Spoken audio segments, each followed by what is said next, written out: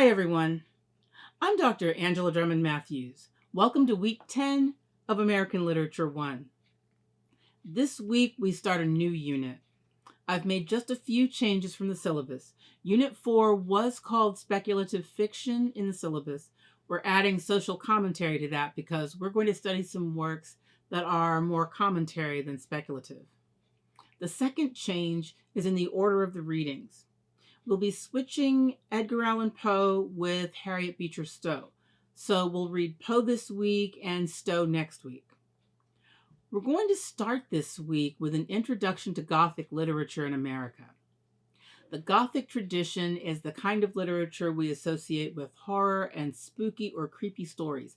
More specifically, it's concerned with the boundaries between the past and the present, the real and the supernatural.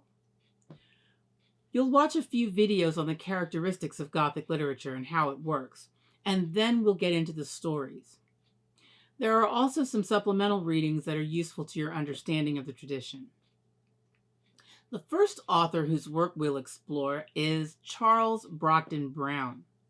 You may not have heard of him, but he was responsible for the Gothic tradition gaining a foothold in the Americas.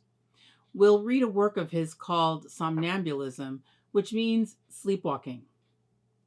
The videos reference another work of his, which I thought was a bit long for us to read, called Wyland, or The Transformation, An American Tale. If you'd like to read that or listen to the audiobook, I've provided the links. The next author is Nathaniel Hawthorne. Hawthorne was a writer of both short stories and novels. You probably read The Scarlet Letter in high school. He called his stories allegories, and they often teach some kind of lesson while making a commentary on society of the time. Finally, we'll look at more of the works of Edgar Allan Poe.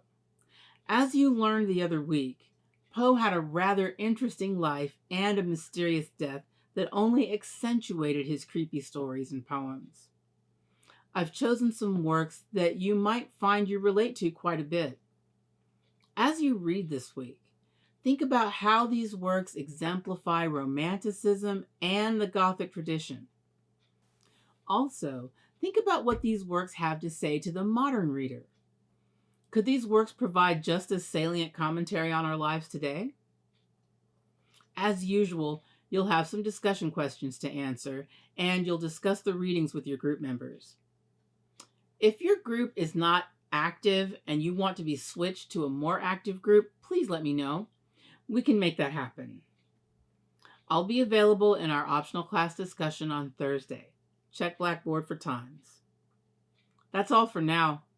Work hard and stay safe. Bye-bye.